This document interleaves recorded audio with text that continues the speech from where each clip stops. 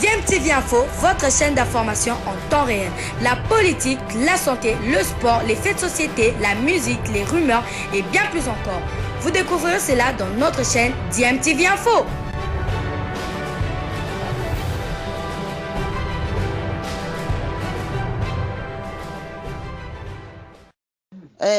Bonjour Yaya, grande sœur nanga propre. Voilà. Touti Olanda Sikobo, Kaka Sikobo, na 9h et quelques. Ya air na biso bino kuna 8h et quelques. France Inter, international. Balobi, que ONI a lobby, ONI, donc l'Organisation mondiale de la santé, balobi, la situation en RDC na Kinshasa est alarmante pour la COVID-19, donc coronavirus. Balobi boy. Donc, variante Oya Inde.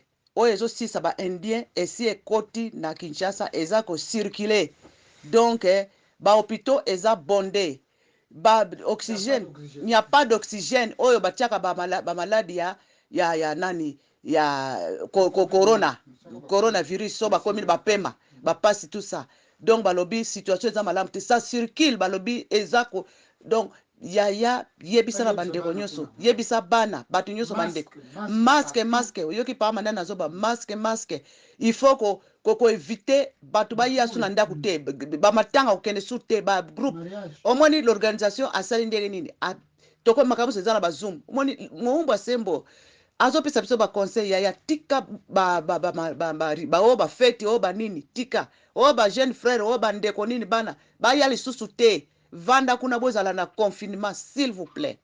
S'il te plaît, Yaya. Situation eza ko yinda kuna Kinshasa. Variant wana ya end wana eza ko pardonner te. Ba India bazo kufa lokwa ba soso neti ba nzinzi. Oyoki. Donc koti kuna natindi ba memnini wana nyoso te pa bandeko sikono zo tinda pa ya Marie-Jeanne, ya vala. S'il vous plaît. S'il te plaît. Donc ya baba nani Clarisse Moke ko sakana te na baninga bisusu bozala nanu botala nanu situation ozandenge nini voilà nde yangwana tozokota siko zoom a prédication s'il te plaît nde natini message wana Jova na bino kuna biso pe aweza ko yinda mais nous on se protège biso bato bayaka te bino nde bato bozaka ba matanga ay tokei matanga na uti boye nini boye na tika ko kende memba zandu ko kende sute oza vulnérable so koli 70 et quelques années zale biso nde ba vulnérable omoni. Donc, yango wana toyoka. L'organisation azo benda biso matoi. Toyoka. Tala bandeko bakufi 17 000. Voilà. Donc, sikoboye, tozokota zoom. Voilà. Tolingi bino mingi. Bye. Lekino motema. Voilà. Bye. Vous êtes sur DMTV, bonjour ou bonsoir, tout dépend de l'heure à laquelle vous nous suivez. Tout plaisir est pour nous de vous retrouver, mais surtout de savoir que vous êtes nombreux en train de suivre votre chaîne YouTube DMTV. DMTV qui vous propose l'actualité, mais vous propose également des analyses et des réflexions sur des sujets d'actualité, sur des faits sociaux ou tout simplement des réalités que nous observons ici chez nous en République démocratique du Congo. L'actualité, c'est aussi un train de mesures draconienne imminent qui va être annoncé par le chef de l'État en rapport avec la situation sanitaire en République démocratique du Congo, mais particulièrement à Kinshasa, une situation sanitaire qui se dégrade à cause de cette pandémie à Covid-19, alors que les Congolais s'étaient sortis du confinement et d'autres mesures qui avaient été plus ou moins allégées, mais on a signalé depuis quelques jours avoir détecté en tout cas le variant indien du Covid-19 qui est plus virulent et qui tue beaucoup plus rapidement, et donc les personnes atteintes sont très rapidement en détresse et donc ont besoin d'être alimentées en oxygène. Et donc le chef de l'État qui séjourne depuis la ville de Goma sinistrée à cause de l'éruption volcanique du Nyiragongo, et il est allé en tout cas avec la première dame afin de consoler cette population. Il était temps, c'est vrai, qu'il puisse y aller. la population l'attendait depuis un bon moment. Et c'est depuis Goma que le chef de l'État va annoncer ce train de mesures. Mais en attendant, il nous prévient déjà que les mesures qu'il va devoir annoncer ne seront pas, en tout cas, ne vont pas faire plaisir. Hein. Ce seront des mesures draconiennes parce que la population finalement n'aura pas respecté des mesures prises précédemment, notamment les gestes barrières, le port des masques obligatoires, ça n'a pas été respecté, aussi bien du chef de la population, mais également des agents de l'ordre qui sont censés faire respecter ce train des mesures. Il y a un relâchement à tout point de vue et je pense que c'est cela aussi qui a fait en sorte que cette maladie puisse connaître une recrudescence ici dans la ville-province de Kinshasa. Nous allons revenir un peu plus sur les conséquences justement de ce relâchement, aussi bien dans les chefs des autorités qui sont censés faire respecter ces mesures, mais aussi de la population qui au départ n'a jamais cru en cette maladie. Mais je vous assure que ce variant indien est très très virulent. Il faudrait vraiment que nous puissions maintenant prendre conscience que la maladie est là et respecter des mesures barrières. Je vous propose d'abord de suivre le chef de l'État, Félix-Antoine Tshisekedi, qui nous prévient, qui nous prépare déjà ces 30 mesures qu'il va annoncer d'ici quelques heures ou quelques jours. Nous allons nous retrouver pour conclure ce sujet. Je rappelle que vous êtes en train de suivre votre chaîne YouTube DMTV. Si vous n'êtes pas encore abonné, s'il vous plaît, n'hésitez pas, abonnez-vous. Et n'oubliez pas d'activer la notification juste en cliquant sur une petite cloche que vous verrez apparaître. Dès que vous serez abonné, elle vous permettra bien entendu de ne plus rien manquer des prochaines vidéos que nous allons vous proposer. Alors suivons tous cet extrait avec le chef de l'État, Fatou Beye. Nous nous retrouvons tout de suite après. Le nombre des cas infectés par le Covid-19 s'accroît au niveau des hôpitaux. Le relâchement dans le respect des mesures barrières par la population est à la base de cette recrudescence. Outre l'option liée à la vaccination, le président de la République a promis d'annoncer depuis la ville de Goma, où il séjourne depuis cet après-midi, d'autres mesures plus draconiennes en vue de lutter efficacement contre la propagation du virus et préserver ainsi les vies de la population. Mesures qui seront prises en concertation avec les structures de surveillance, notamment le secrétariat technique de lutte contre le Covid-19 et la task force présidentielle ad hoc. Avant-hier, j'ai tenu une grande réunion avec tous les responsables qui sont engagés avec nous pour lutter, pour combattre cette pandémie. Nous avons pris certaines mesures. J'attends certains inputs pour pouvoir à ce moment-là revenir devant la nation et annoncer les mesures qui vont être prises. Malheureusement, comme je l'ai dit, nous allons devoir à nouveau resserrer la vis parce que les cas de contamination sont en augmentation exponentielle, dangereusement exponentielle, et les cas de décès également. Donc, ça ne va pas faire plaisir, mais je crois que la vie et la santé passent en premier lieu. Et donc, au cours de cette réunion, il a été levé l'option d'avoir une multitude de vaccins. Vous savez très bien que l'AstraZeneca, le vaccin AstraZeneca a posé des problèmes et continue à en poser, à la fois d'effets secondaires, mais également de confiance. Excellences, Mesdames et Messieurs les chefs d'État et de gouvernement, Excellences, Monsieur le Président de la Commission de l'Union africaine, Monsieur le Directeur du CDC Afrique, Madame la Présidente de la Fondation Mastercard, distingués invités. En août 2020, le Bureau des chefs d'État et de gouvernement de l'Union africaine a approuvé la stratégie de développement et d'accès aux vaccins contre la COVID-19 pour mettre fin à la pandémie et préserver les vies, les moyens de subsistance et les économies sur le continent en projetant d'immuniser une masse critique de la population africaine d'environ 60% d'ici fin 2022. Au cours de cette réunion, l'initiative 4D a été adoptée.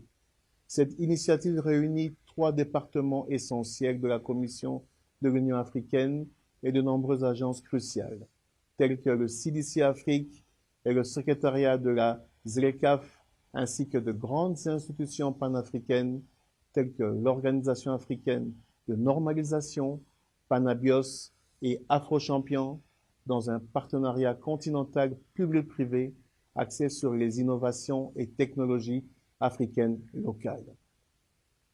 C'est un réel plaisir d'annoncer ce jour un partenariat qui reflète le meilleur de notre travail en tant qu'Union. Notre vision en tant qu'Union est la suivante: une Afrique intégrée, prospère et pacifique, dirigée par ses propres citoyens et représentant une force dynamique sur la scène mondiale. Ce partenariat est un bel exemple du dynamisme de notre continent. Il montre le potentiel de nos institutions continentales. Il montre également les grands progrès que nous pouvons réaliser avec des partenaires tels que la Fondation Mastercard, qui sont guidés par un véritable esprit de collaboration et de co-création. Le partenariat et ses principes directeurs sont également une illustration des valeurs qui sous-tendent notre travail, notamment l'équité, la transparence et la responsabilité, ainsi que le professionnalisme. Nous espérons qu'il s'agira d'un exemple qui inspirera des actions similaires ailleurs.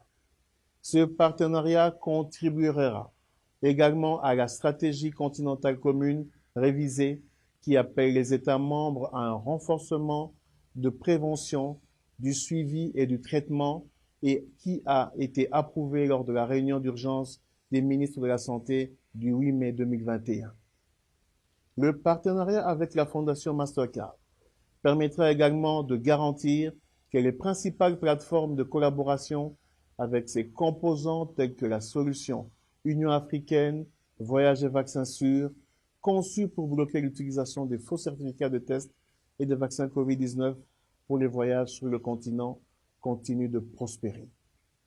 En approfondissant l'interconnexion entre les politiques de l'Union africaine en matière de santé, d'économie, de sécurité, l'initiative 4D deviendra le parfait témoignage des réformes que nous avons poursuivies en tant qu'Union continentale pour faire de l'action cohésive le moteur du changement positif et du développement. Nous savons que ce programme est né d'une crise. La crise due à la Covid-19 ne cause pas simplement des maladies et des décès, mais a également eu des effets dévastateurs sur nos économies continentales et les moyens de subsistance de nos populations. Mettre fin à cette pandémie sur notre continent et le faire rapidement n'est pas facultatif, mais plutôt la seule façon de reprendre nos vies et notre chemin vers notre agenda continental 2063. La contribution du partenariat au déploiement réussi et généralisé des vaccins à Covid-19 n'est donc rien de moins qu'un facteur clé de notre développement dans les années et les décennies à venir. Le partenariat va encore plus loin en visant deux autres éléments critiques de notre sécurité sanitaire à long terme, à savoir la mise en place d'organisations de santé publique continentales fortes sous la direction de nos CDC Afrique et également la création d'une capacité continentale de fabrication de vaccins.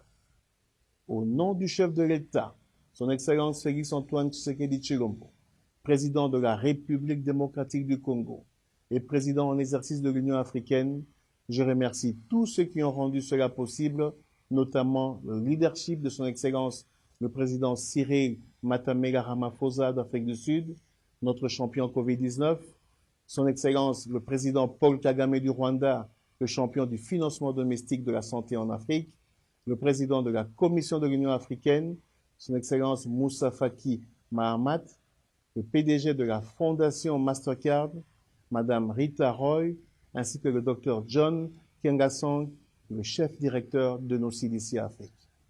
Je remercie également tous nos distingués invités qui participent à cet événement très important. Je vous remercie.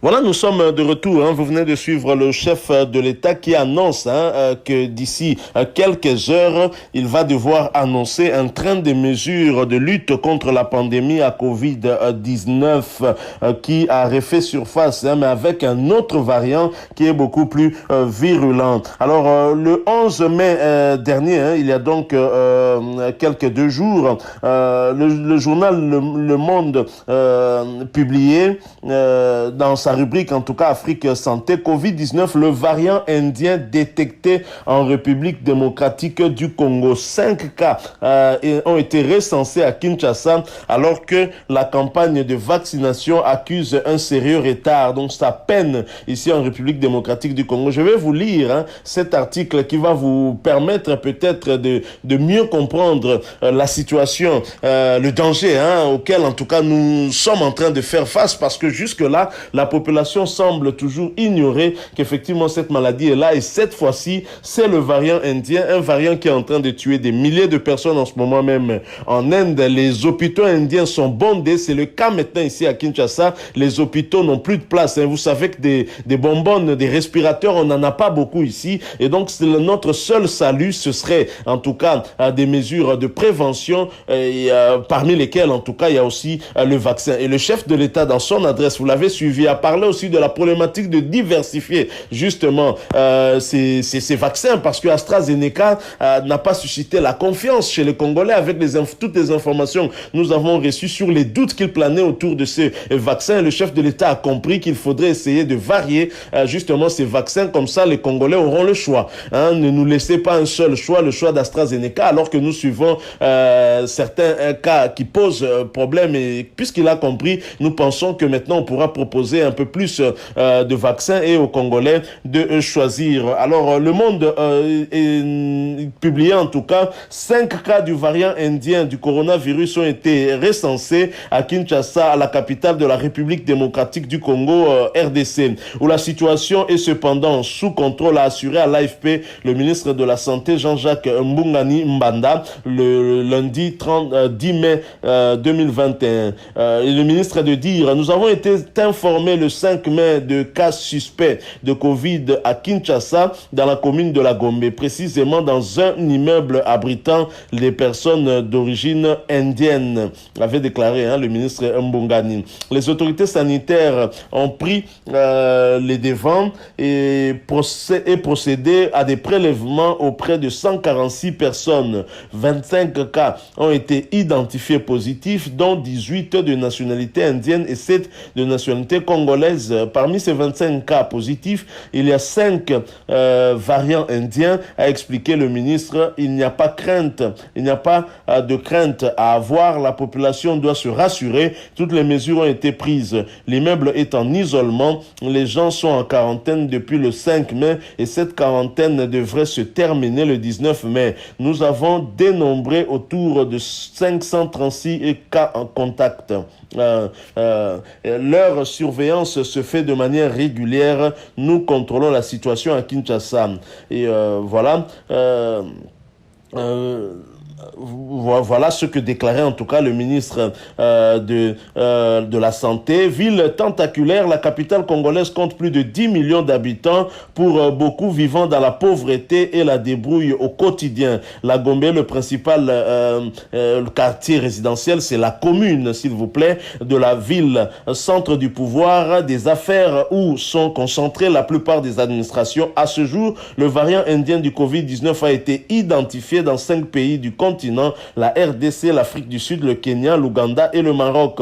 Ce variant est plus contagieux et semble résister au vaccin, contribuant à la flambée galopante de l'épidémie en Inde, a mis en garde samedi l'Organisation mondiale de la santé. Un peu plus de 7000 personnes ont été vaccinées. Selon les derniers chiffres officiels, 30 350 cas de Covid-19, dont 772 décès, ont été recensés depuis le début de l'épidémie en République démocratique du Congo en mars 2020. Avec moins de 3% du taux de décès, ces chiffres ne peuvent guère effrayer notre population, a jugé le ministre de la Santé qui entend promouvoir dans les prochains jours via les influenceurs, les décideurs et les hommes politiques une large campagne de vaccination à l'attention de toutes les couches de la population. Un peu plus de 7000 personnes ont été vaccinées à ce jour à Kinshasa et dans l'arrière-pays. C'est faible alors que nous avons commencé notre campagne le 19 avril, a-t-il reconnu. Mais nous entendons communiquer suffisamment pour augmenter le nombre de personnes vaccinées. L'objectif affiché est de vacciner 20% de la population cible, les plus de 55 ans, les personnes avec des facteurs de comorbidité, les personnes de santé, les personnels de santé, pardon. Via le programme COVAX des Nations Unies, la RDC a bénéficié d'un don de 1,7 million de doses pour un don du gouvernement indien de 50 000 doses, a rappelé le docteur Mbungani. 1,3 million de ces doses ont été redéployées vers les pays voisins pour des raisons de délai de péremption du fait du retard pris par la campagne sur le sol congolais qui lui-même s'explique par le frein à l'international, un moment suscité par les risques potentiels de thrombose liés au vaccin AstraZeneca, selon le ministre. Dès lors que nous en aurons besoin de nouveau, nous pourrons, grâce au projet COVAX, bénéficier des doses prêtées aux pays voisins, a-t-il assuré. Donc voilà, et le chef de l'État a fait allusion justement à cette problématique de vaccination de la population en République démocratique du Congo. C'est vrai qu'avec toutes les informations que nous avions reçues par rapport à ces effets secondaires du vaccin AstraZeneca, ça n'a pas suscité la confiance. Déjà qu'en République démocratique du Congo, plus particulièrement à Kinshasa, la population est sceptique. L'idée de reconnaître qu'il y a effectivement maladie ici, et maintenant il y a un vaccin qui arrive, et ce vaccin aussi pose problème, et nous suivons dans les médias, et automatiquement la population était réticente. Mais le chef de l'État a dit qu'on va varier finalement les vaccins ici. Je pense que ça pourrait maintenant donner un peu plus confiance. On a vu certaines personnalités politiques, par exemple, se faire vacciner, tels que l'opposant Martin Fayulu.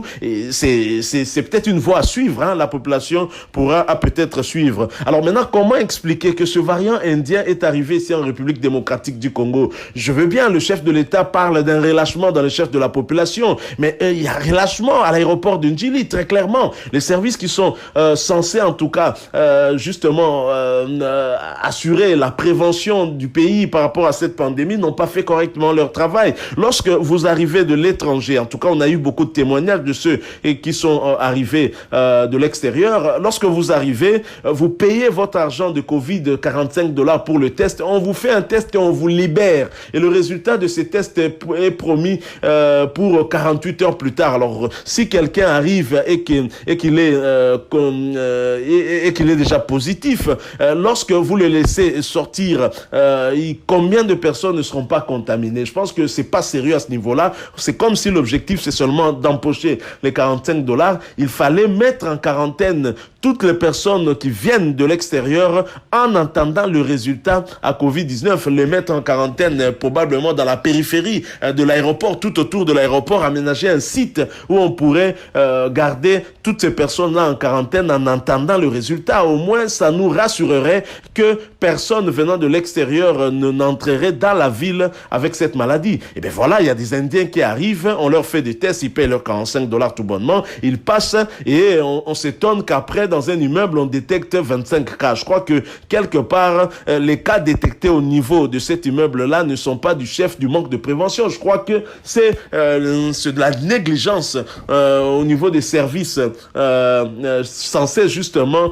veiller à ce que ces maladies-là ne puissent pas entrer dans notre pays via nos aéroports, nos ports et autres frontières. Donc je crois qu'il y a un problème sérieux aussi dans l'organisation. Vivement que les choses soient réorganisées. On a un nouveau ministre de la Santé, Jean-Jacques Mbungani. Espérons qu'il va rectifier les tirs, parce qu'avec ce qui s'est passé avec son prédécesseur, il y a vraiment à boire et à manger là-dessus. Donc voilà, nous sommes arrivés à la fin de ce sujet. Nous voulions vous prévenir, tout comme le chef de l'État l'a fait, que dans les heures qui suivent ou les jours qui viennent, le chef de l'État va rendre public sa décision sur la prévention par rapport à cette pandémie à Covid-19. Il a prévenu, il y aura des mesures plus sévères, des mesures draconiennes pour lutter contre cette maladie qui ne feront certainement pas plaisir à à la population, probablement un reconfinement, probablement encore peut-être certaines activités vont de nouveau être suspendues et même peut-être l'école. Hein. Donc on verra bien ce que décidera le chef de l'État. Merci beaucoup à vous que nous avez suivis. Nous sommes arrivés à la fin et surtout, s'il vous plaît, respectez des mesures barrières. Hein. Protégez-vous et protégez vos membres de famille, s'il vous plaît. Portez votre masque, votre cache-nez en dehors de votre maison, s'il vous plaît. Protégeons-nous. Ce variant indien, croyez-moi, j'ai suivi certains médias à propos de ce variant justement en Inde. Ça tue, s'il vous plaît. Protégez-vous, protégeons-nous et protégeons notre nation. Merci à vous qui nous avez suivis. Si vous avez aimé, laissez-nous un maximum de j'aime, likez cette vidéo. Merci de partager avec nous aussi votre opinion en nous la laissant à travers un commentaire. N'oubliez pas, vous êtes nouveau sur cette chaîne, abonnez-vous et activez également la petite cloche de notification. Il vous suffit de cliquer sur celle que vous verrez apparaître. Dès que vous serez abonné, elle vous permettra de ne plus rien manquer des prochaines vidéos que nous allons vous proposer. Encore une fois, merci à vous. Nous espérons vous retrouver bientôt avec un autre sujet d'actualité. En attendant, portez-vous bien et nous vous disons au revoir.